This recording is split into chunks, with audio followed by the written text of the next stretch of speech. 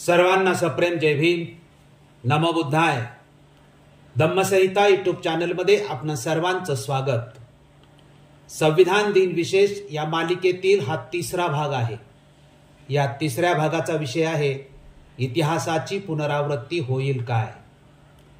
विषयाचे स्पष्टीकरण असे की डॉक्टर बाबासाहेब आंबेडकरांनी 25 नोव्हेंबर 1949 रोजी संविधान सभेत समारोपीय भाषणात केलेल्या इतिहासाची पुनरावृत्ती होईल काय या विषयाचे 5 मुद्द्यात स्पष्टीकरण केले आहे. त्यांनी देशाच्या भवितव्याच्या दृष्टीने भूतकाळात घडलेल्या घटनांची संविधान सभेला आठवण करून दिली आहे. या घटना नेमक्या कोणत्या आहेत त्याचाच अभ्यास आपण या भागात करणार आहोत. या भागासाठी घेतलेले संदर्भ पुढील प्रमाणे आहेत. 1. Doctor B R. आंबेडकर चरित्र साधने प्रकाशन समिती, उच्च आणि तंत्र शिक्षण विभाग, महाराष्ट्र शासन आवृत्ती 2022, इंग्रजी खंड 13चा मराठी अनुवाद भाग 2.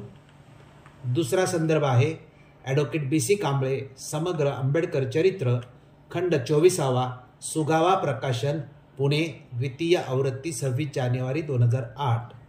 तिसरा संदर्भ आहे डॉक्टर बी.आर. आंबेडकरांच्या संविधान सभेतील भाषणाचे अनुवादक सत्येंद्र वामनराव तेलतुंबडे, भारतीय राज्यघटनेचे भवितव्य, पंचशील प्रकाशन, राहुरी.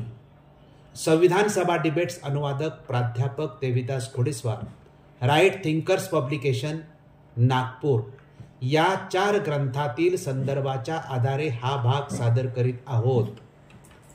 Doctor B R. आंबेडकरांनी 25 नोव्हेंबर 1949 रोजी संविधान सभेत केलेल्या समारोपीय भाषणातील एकूण 32 मुद्द्यापैकी 18 ते 22 या 5 मुद्द्यात त्यांनी भारत देशाच्या भवितव्याबाबतच्या भूतकाळातील घटना स्पष्ट केल्या आहेत. ते 5 मुद्दे म्हणजे 1. भारत देशाचे भवितव्य, 2. विश्वासघातकी, देशद्रोही आणि फितुरी, 3. देश हे संविधान टिकवेल की गमावेल, 4था मुद्दा आहे बौद्ध संघ म्हणजे प्रातिनिधिक लोकशाही, आणि 5वा मुद्दा आहे लोकशाहीचे भवितव्य. या 5 मुद्द्यांचा आपण इथे अभ्यास व स्पष्टीकरण पाहणार आहोत. त्यातील पहिला मुद्दा आहे भारत देशाचे भवितव्य.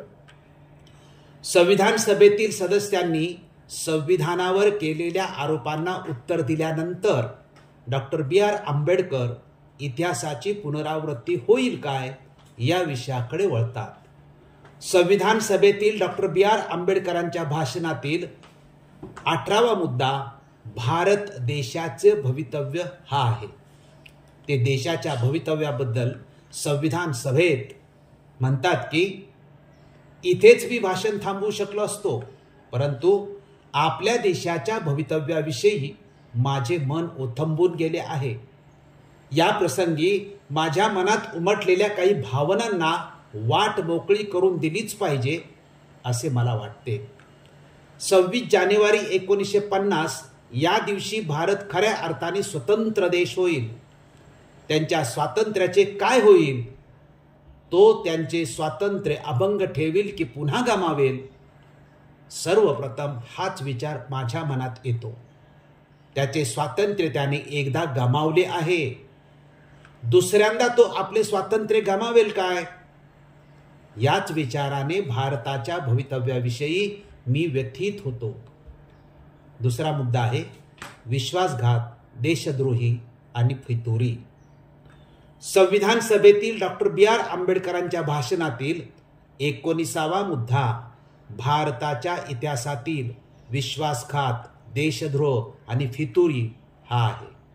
याबद्दल संविधान सभेत डॉक्टर बी.आर. आंबेडकर म्हणतात की भारताने आपले स्वातंत्र्य एकदा गमावले होते. या वस्तुस्थितीने मी बेचैन होतो, पण त्याहीपेक्षा आपल्याच लोकांच्या विश्वासघातकी, देशद्रोही आणि फितुरी प्रवृत्तीमुळे आपण स्वातंत्र्याला मुकलो या सत्याने मी अधिक बेचैन होतो. मोहम्मद बिन कासिमने सिंध प्रांतवर स्वारी केली. त्यावेळी मोहम्मद बिन कासिमच्या हस्तकाकडून दाहिर राजाच्या सेनापतीने लाच घेतली आणि ऐनवेळी आपल्याच राजाकडून लढण्यास नकार दिला. जयचंदने पृथ्वीराज विरुद्ध लढण्यासाठी मोहम्मद घोरीला मदत देऊ केली. हिंदवी स्वराज्यासाठी छत्रपती शिवाजीराजे झुंजत होते. त्याच वेळी इतर मराठे सरदार आणि राजपूत छत्रपती शिवाजीराजाविरुद्ध मुघल बादशाच्या बाजूने लढत होते. ब्रिटिश शिखांची राज्य नष्ट करण्याचा प्रयत्न करीत होते. तेव्हा त्यांचाच सेनापती गुलाब सिंह स्वस्थ बसून होता. 1857 साली भारतीयांनी स्वातंत्र्यासाठी ब्रिटिशाविरुद्ध लढा पुकारला. त्यावेळी शिखांनी प्रेक्षकांची भूमिका घेतली होती. इतिहासाची पुनरावृत्ती होईल काय या विचाराने मी काळजीत पडतो. आणखी एका गोष्टीने माझ्या काळजात घर केलं आहे. आपल्या देशात जातीय व्यवस्था आणि सांप्रदायिक रचनांनी पूर्वापार वैमनस्य पेरले आहे. त्यामध्ये आता विभिन्न विचाराच्या अनेक राजकीय पक्षांची आणि परस्पर विरोधी राजकीय गटांची भर पडणार आहे. भारतीय नागरिक आपल्या संप्रदायापेक्षा देशाला अधिक महत्त्व देतील की देशापेक्षा संप्रदायाला अधिक महत्त्व देतील हे मला सांगता येणार नाही. परंतु एक गोष्ट खात्रीने सांगता येईल की जर राजकीय पक्षांनी देशापेक्षा पंथ संप्रदायाला अधिक महत्त्व दिले तर आपण दुसऱ्यांदा आपले स्वातंत्र्य संकटात टाकू आणि बहुधा सर्वस्व गमावून बसू. या संकटापासून आपण आपल्या देशाचे दृढनिश्चयपूर्वक रक्षण केले पाहिजे. आपण निश्चय केला पाहिजे की आपल्या रक्ताचा शेवटचा थेंब असेपर्यंत आम्ही आमच्या स्वातंत्र्याचे रक्षण करू. तिसरा मुद्दा आहे की देश हे संविधान टिकवेल की गमावेल. संविधान सभेतील डॉक्टर बी.आर. आंबेडकरांच्या भाषणातील 20वा मुद्दा देश हे संविधान टिकवेल की गमावेल हा आहे. Doctor B R. आंबेडकर याबद्दल संविधान सभेत म्हणतात की 26 जानेवारी 1950 या दिवशी भारत एक प्रजासत्ताक देश होईल. त्या दिवसापासून भारतात जनतेने जनतेसाठी चालविलेल्या जनतेच्या राजवटीस प्रारंभ होईल. नेमके या समयी हेच विचार माझ्या मनात येत आहेत. भारतीय प्रजासत्ताक संविधानाचं काय होईल? देश हे संविधान समर्थपणे टिकवेल की पुन्हा गमावेल? हा दुसरा विचार ही पहिल्या विचाराप्रमाणेच माझे अंतःकरण विदीर्ण करत आहे. चौथा मुद्दा आहे की बौद्ध संघ म्हणजे प्रातिनिधिक लोकशाही. संविधान सभेतील डॉक्टर बी.आर. आंबेडकरांच्या भाषणातील 21वा मुद्दा बौद्ध संघ म्हणजे प्रातिनिधिक लोकशाही हा आहे. याबद्दल डॉक्टर बी.आर. आंबेडकर संविधान सभेत म्हणतात की भारताला लोकशाही नवकी नाही. एकेकाळी भारतात सर्वत्र गणराज्य विखुरलेली होती. जेथे राजेशाही होती तेथेही एकतर मर्यादित राजेशाही होती किंवा निर्वाचित राजेशाही होती. संसद किंवा संसदीय प्रक्रिया भारतात अस्तित्वात होती. बौद्ध भिक्षू संघाचा अभ्यास करता संघाने प्रातिनिधिक लोकशाही शब्द वापरला नव्हता. परंतु संघ म्हणजे प्रातिनिधिक लोकशाही व्यवस्था सोडून दुसरे काहीही नव्हते. आधुनिक काळातील लोकशाही प्रक्रिया संघाला ज्ञात होती आणि संघाने लोकशाही प्रक्रियेतील नियम पारखले होते. बैठक व्यवस्थेचे नियम, ठराव मांडण्याचे नियम, गणसंख्यापूर्ती म्हणजेच कोरम, फतवा म्हणजेच व्हीप, मतांची मोजणी, गुप्त मतदान पद्धती, ठरावांचा विरोध, शिस्तीचे नियम इत्यादी गोष्टी त्यावेळी लोकशाही अस्तित्वात असल्याची साक्ष देतात. बुद्धाने आपल्या संघामध्ये लोकशाही प्रक्रियेचे उपयोगात आणलेले नियम त्या काळी अस्तित्वात असलेल्या देशातील राजकीय सभेतील कामकाजातूनच घेतलेले असावेत. पाचवा मुद्दा आहे की लोकशाहीचे भवितव्य.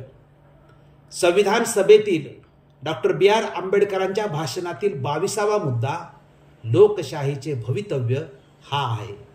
याबद्दल डॉक्टर बी.आर. आंबेडकर संविधान सभेत म्हणतात की ह्या लोकशाही व्यवस्थेस भारत एकदा मुकला, दुसऱ्यांदा तो लोकशाही व्यवस्थेला पारका होईल का?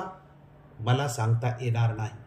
परंतु भारतासारख्या देशात हे पूर्णतः शक्य आहे. जेथे अगदी नवख्या अशा स्वरूपात कालांतराने लोकशाही व्यवस्था अवतरली आहे, तेथे लोकशाहीची जागा हुकुमशाहीने घेण्यास वेळ लागणार नाही. नवजात लोकशाहीच्या सांगण्यात हुकुमशाहीच्या गाभ्याने तग धरणेही शक्य आहे. एकदम एखाद्या पक्षाची घसरण झाल्यास ह्या दुसऱ्या धोक्याची शक्यता प्रत्यक्षात उतरण्याचा संभव आहे. विषयाचा सारांश व अनुमान असे की डॉक्टर B.R. आंबेडकरांनी इतिहासाची पुनरावृत्ती होईल काय या विषयाअंतर्गत जे 5 गंभीर मुद्दे संविधान सभेसमोर स्पष्ट केले, त्यातून अनुमान असे की इतिहासात घडलेल्या घटनांची अथवा चुकांची पुनरावृत्ती होऊ नये हा संदेश डॉक्टर आंबेडकरांनी संविधान सभेला व त्याचबरोबर देशालाही दिलेला आहे. आपण इतिहासाची पुनरावृत्ती होईल काय या विषयाचे विवेचन शांतपणे लक्षपूर्वक पाहिले, ऐकले, त्याबद्दल आपणा सर्वांचे मनपूर्वक आभार मानतो. संविधान दिनानिमित्त सादर होणाऱ्या संविधान दिन विशेष या सदराखाली सादर होणाऱ्या या 3ऱ्या भागाचे विवेचन आपणास आवडले असेल तर आपण हा व्हिडिओ जास्तीत जास्त लोकांपर्यंत पोहोचवण्याचा प्रयत्न करावा. तसेच पुढील 4था भाग डॉक्टर आंबेडकरांद्वारे लोकशाही रक्षणाचे अडथळे व उपाय हा आहे. सर्वांनी जरूर पाहावा, ऐकावा व आपल्याशी संबंधित लोकांनाही सांगावे ही विनंती. धन्यवाद. जय भीम, जय संविधान, जय भारत. भारतीय संविधान चिरायू हो.